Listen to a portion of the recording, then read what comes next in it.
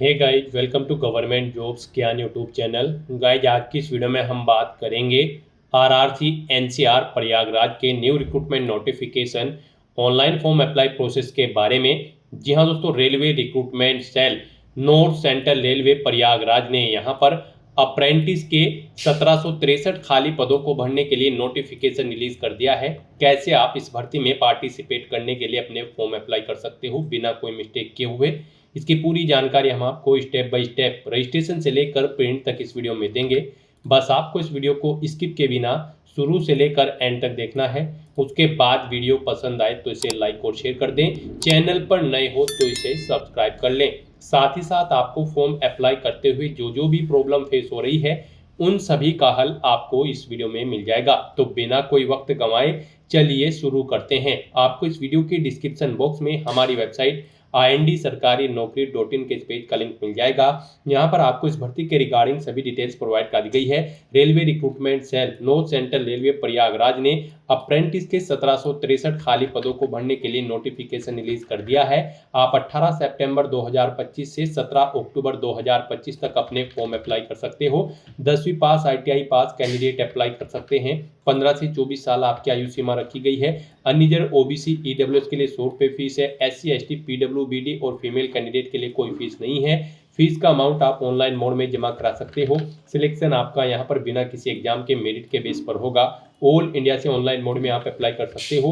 उसके लिए आपको इस पेज को नीचे स्क्रॉल डाउन करते हुए इंपॉर्टेंट लिंक सेक्शन में आना है। ऑफिशियल नोटिफिकेशन PDF लिंक पर क्लिक करके इस भर्ती के नोटिफिकेशन को ओपन कर लेना है और इसमें से आपको पूरी डिटेल रीड कर लेनी है। यहाँ पर आपको सभी डिटेल्स प्रोवाइड कर दी गई है, जैसे कि क्या पोस्ट का नाम है, कितनी उसके लिए नंबर ऑफ वैकेंसीज है, कैसे आप अप्लाई कर सकते हो, कब से कब तक आप अप्लाई कर सकते हो, क्या आपका एलिजिबिलिटी क्राइटेरिया होना चाहिए। पूरी जानकारी यहाँ पर आपको प्रोवाइड कर दी गई है। आप सभी डिटेल्स यहाँ से रीड करें, उसके बाद अपने फॉर्म अप्लाई कर लें। फॉर्म अप्लाई करने के लिए भी आपको हमारी वेबसाइट के इसी पेज पर ही अप्लाई ऑनलाइन का लिंक दिया गया है। जैसे ही आप इस लिंक पर क्लिक करेंगे तो आपके सामने यहाँ पर आरआरसी एनसीआर प्रयागराज का ये पोर्टल ओपन होगा। गाइज, यहाँ पर अगर आपने पहले से रजिस्ट्रेशन कर रखा है तो आपको एप्लीकेंट लॉगिन की स्टेप पर क्लिक करना है।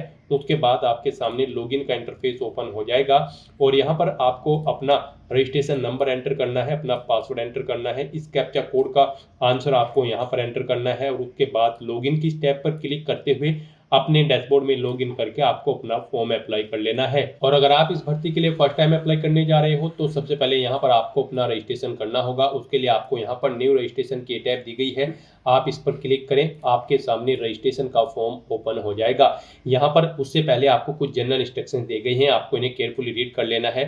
आई एग्री के चेकबॉक्स को ओके करना है, प्रोसीड के ऑप्शन पर क्लिक करना है।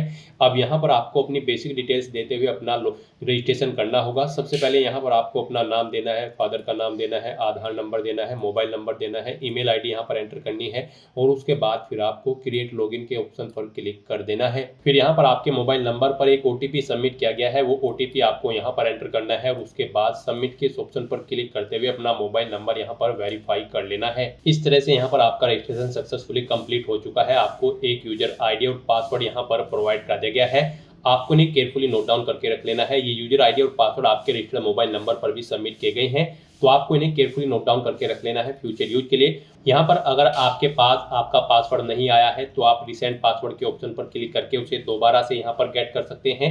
नहीं तो यहाँ पर बस अब आपको क्लिक है टू लॉगिन की स्टेप पर क्लिक करना है और यहाँ पर लॉगिन के इस इंटरफेस पर अपना रजिस्ट्रेशन नंबर एंटर करना है, पासवर्ड एंटर करना है, इस कैप्चा कोड का आंसर आपको यहाँ पर देना है और फिर आपको लॉगिन की स्टेप पर क्लिक करते हुए लॉगिन कर लेना है। नेक्स्ट आपके सामने आपका डैशबोर्ड कुछ इस तरह से शो होगा। अब गाइस, यहाँ पर आपको रजिस्ट्रेशन की स्टेप पर क्लिक करना है। फिर आपके सामने कुछ इस तरह से इंटरफेस शो होगा। यहाँ पर आपका फॉर्म स्टार्ट हो चुका है। यहाँ पर सबसे पहले आपको अपनी डिवीजन का सिलेक्शन करना है, फिर आपको अपनी बेसिक डिटेल देनी है, एकेडमिक डिटेल देनी है, फोटो डॉक्यूमेंट अपलोड करने हैं, बैंक की इंफॉर्मेशन देनी है, फीस पेमेंट करना है अगर आप फीस क्राइटेरिया के अंतर्गत आते हैं और फिर आपको अपने एप्लीकेशन फॉर्म का यहाँ पर एक हार्ड कॉपी प्रिंट आउट ले लेना है फ्यूचर यूज के लिए। तो इन स्टेप्स को यहाँ पर कंप्लीट करते हुए आपको अपना फॉर्म अप्लाई करना है। सबसे पहले यहाँ पर आपको अपनी डिवीजन की डिटेल देनी है। आप यहाँ पर सबसे पहले अपनी ट्रेड सेलेक्ट करें। ट्रेड सेलेक्ट करने के बाद यहाँ पर आपको अपनी अप्रेंटिसिप का रजिस्ट्रेशन नंबर देना है। यहाँ पर गाइज, आपने अप्रेंटिसिप इंडिया के पोर्टल पर जो अपना रजिस्ट्रेशन कर रखा होगा उसका नंबर आपको देना होगा। यहाँ पर अगर आपने रजिस्ट्रेशन नहीं कर रखा है तो इस वीडियो के डिस्क्रिप्शन बॉक्स में आपको एक दूसरी वीडियो का लिंक मिल जाएगा जिसमें हम आपको कंप्लीट प्रोसेस बताएंगे कि कैसे आप इस पोर्टल पर अपना रजिस्ट्रेशन कर सकते हो और रजिस्ट्रेशन नंबर गेट कर सकते हो। और फिर वो रजिस्ट्रेशन नंबर आपको यहाँ पर एंटर करना है। उसके बाद यहाँ पर आपको अपनी डिवीजन या फिर वर्कशॉप का प्रेफरेंस सेलेक्ट कर लेना है। सबसे पहले यहाँ पर आप प्रयागराज डिवीजन को किस नंबर पर प्राथमिकता देना चाहते हैं, 1 2 3 4 आप अपने अकॉर्डिंग यहाँ पर एंटर कर दें। जैसे कि अगर आप प्रयागराज डिवीजन को सेकंड नंबर पर प्रेफरेंस देना चाहते हैं तो यहाँ पर आप 2 एंटर करेंगे। झांसी डिवीजन को फर्स्ट नंबर पर देना चाहते हैं तो इसके सामने 1 एंटर करेंगे। इस तरह से आप अपनी चॉइस के अकॉर्डिंग जिस डिवीजन को जिस नंबर पर प्रेफरेंस देना चाहते हैं उसे यहाँ पर आप एंटर कर दें। और उसके बाद फिर गाइस यहाँ पर आपको save and next to step 1 के इस ऑप्शन पर क्लिक कर देना है। फिर यहाँ पर आपको अपनी पर्सनल डिटेल देनी है। सबसे पहले यहाँ पर आपको अपना जेंडर सेलेक्ट करना है। उसके बाद आपको अपनी डेट ऑफ बर्थ यहाँ पर सिलेक्ट करनी है।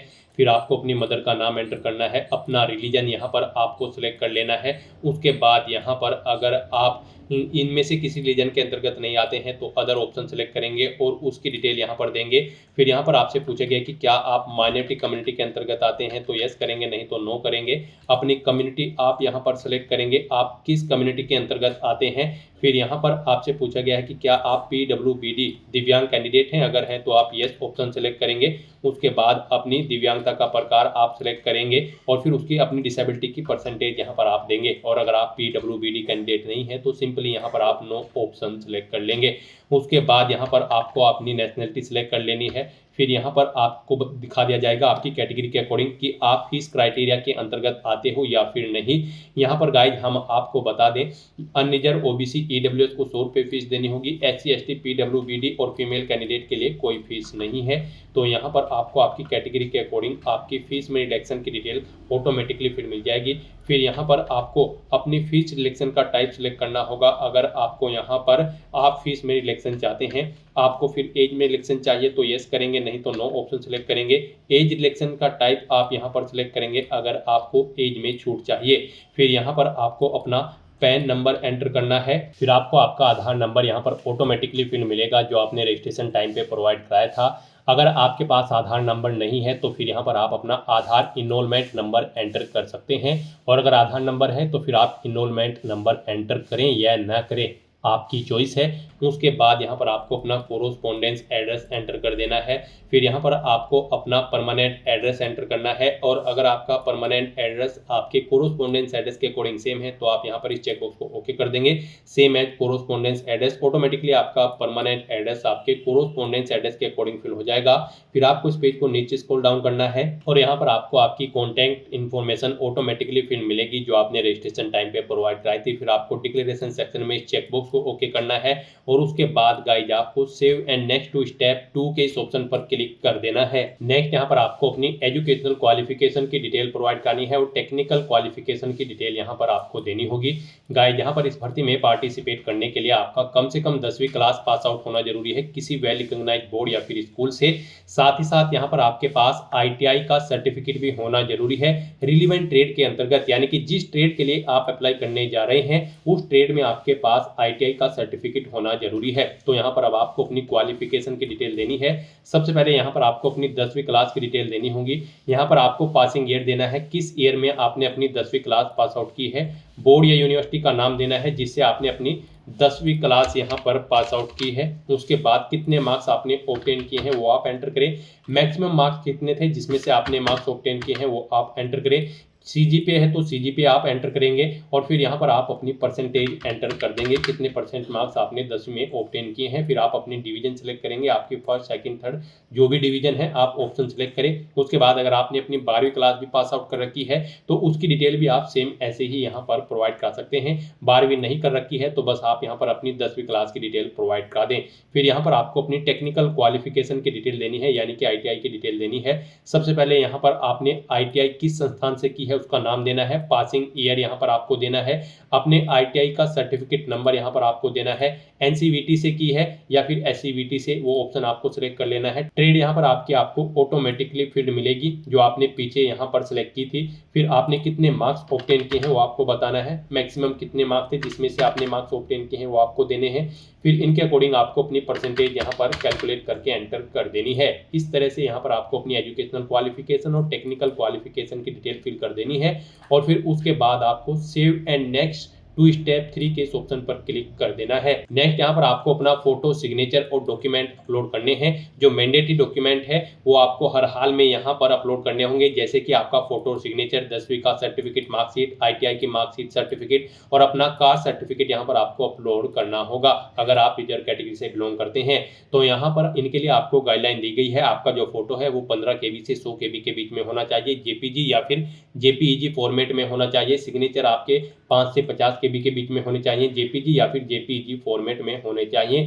सिंपल प्लेन व्हाइट पेपर पर आपके सिग्नेचर होने चाहिए। तो अपना फोटो और सिग्नेचर अपलोड करने के लिए आपको चूज फाइल के ऑप्शन पर क्लिक करना है, फाइल को सिलेक्ट कर लेना है और अपलोड के ऑप्शन पर क्लिक करके अपना फोटो और सिग्नेचर आपको अपलोड कर देने हैं। उसके बाद आपके जो बाकी के डॉक्यूमेंट है वो यहाँ पर 50 KB से 100 KB के बीच में होने चाहिए, PDF फॉर्मेट में आपके डॉक्यूमेंट होने चाहिए। इन्हें भी अपलोड करने के लिए आपको चूज फाइल के ऑप्शन पर क्लिक करना है, फाइल को सिलेक्ट कर लेना है और अपलोड के ऑप्शन पर क्लिक करके आपको इन्हें 1 बाय 1 करके अपलोड कर देना है। यहाँ पर आपको अपनी 10वीं क्लास की सर्टिफिकेट या फिर मार्कशीट अपलोड करनी है, ITI की मार्कशीट अपलोड करनी है, ITI का सर्टिफिकेट आपको अपलोड करना है, कास्ट सर्टिफिकेट आपको अपलोड करना है अगर आप रिजर्व कैटेगरी के अंतर्गत आते हैं, अपना EWS सर्टिफिकेट आपको अपलोड करना होगा अगर आपके पास है। फिर यहाँ पर अगर आप PWBD कैंडिडेट हैं तो आपको अपना PWBD सर्टिफिकेट अपलोड करना है, EX सर्विसमैन सर्टिफिकेट आपको अपलोड करना होगा अगर आप भूतपूर्व सैनिक हैं। फिर यहाँ पर आपको अपनी date of birth certificate upload करना है, जन्म तिथि प्रमाण पत्र, उसमें आप अपनी 10वीं क्लास की मार्कशीट भी यहाँ पर अपलोड कर सकते हैं या फिर आपके पास आपका जो जन्म प्रमाण पत्र है वो आप अपलोड कर दें। इस तरह से यहाँ पर आपको चूज फाइल के ऑप्शन पर क्लिक करके फाइल्स को सिलेक्ट कर लेना है और फिर गाइज आपको अपलोड के ऑप्शन पर क्लिक करके अपने इन सभी डॉक्यूमेंट्स को यहाँ पर अपलोड कर देना है। अपना फोटो, सिग्नेचर और डॉक्यूमेंट अपलोड करने के बाद फिर आपको यहाँ पर नेक्स्ट टू स्टेप 4 के इस ऑप्शन पर क्लिक कर देना है। नेक्स्ट यहाँ पर आपको अपनी बैंक डिटेल प्रोवाइड करनी है। यहाँ पर आपको अपने बैंक का नाम देना है, ब्रांच का नाम देना है, अकाउंट होल्डर का नाम देना है, अपना अकाउंट नंबर यहाँ पर आपको देना है। अकाउंट नंबर एक बार फिर से एंटर करके उसे कंफर्म कर लेना है। अपने बैंक का IFSC कोड यहाँ पर आपको एंटर करना है, चेकबॉक्स को ओके करना है और उसके बाद फिर आपको save and next to step 5 के इस ऑप्शन पर क्लिक कर देना है। फिर यहाँ पर आपको आपकी कैटेगरी के अकॉर्डिंग आपकी एप्लीकेशन फीस का अमाउंट शो कर दिया जाएगा। अब गाइज आपको आई एग्री के चेकबॉक्स को ओके करना है और फिर प्रोसीड के इस ऑप्शन पर क्लिक कर देना है। फिर आप प्रोसीड टू पे के इस ऑप्शन पर दोबारा से क्लिक करें अपना फीस पेमेंट करने के लिए। नेक्स्ट आपके सामने फीस पेमेंट का ये इंटरफेस ओपन होगा। आप यहाँ पर डेबिट कार्ड, क्रेडिट कार्ड के थ्रू फीस पेमेंट कर सकते हो, UPI ID के थ्रू अपना फीस पेमेंट कर सकते हो, UPI QR कोड के थ्रू आप अपना फीस पेमेंट कर सकते हो या फिर नेट बैंकिंग के थ्रू अपना फीस पेमेंट कर सकते हो। यहाँ पर आपके लिए सबसे ईजी और best option UPI QR codes का रहेगा। आप इस ऑप्शन पर क्लिक करें, उसके बाद यहाँ पर आपको जनरेट UPI QR कोड के इस ऑप्शन पर क्लिक करना है। फिर आप अपने UPI एप्लीकेशन से इस QR कोड को स्कैन करें और अपना फीस पेमेंट कर दें। सक्सेसफुली फीस पेमेंट करने के बाद यहाँ पर आपका फॉर्म सबमिट हो जाएगा। उसके बाद आपको अपने एप्लीकेशन फॉर्म का एक हार्ड कॉपी प्रिंट आउट ले लेना है फ्यूचर यूज के लिए, फ्यूचर रेफरेंस के लिए। और रिजर्व कैटेगरी कैंडिडेट को यहाँ पर कोई फीस का अमाउंट जमा नहीं कराना है, बिना फीस जमा कराए ही उनका फॉर्म यहाँ पर सबमिट हो जाएगा अगर उन्होंने यहाँ पर फीस सिलेक्शन में यस ऑप्शन सेलेक्ट किया होगा। इस तरह से यहाँ पर आपका एप्लीकेशन फॉर्म कंप्लीट हो जाएगा। तो दोस्तों ऐसे आप north Central Railway Prayagraj apprentice की इस भर्ती के लिए अपने फॉर्म अप्लाई कर सकते हो बिना कोई मिस्टेक किए हुए। आज की इस वीडियो में बस इतना ही। आई होप ये वीडियो आपको पसंद आई होगी। अगर पसंद आई हो तो इसे लाइक और शेयर करें, चैनल पर नए हो तो इसे सब्सक्राइब कर लें। Thanks for watching.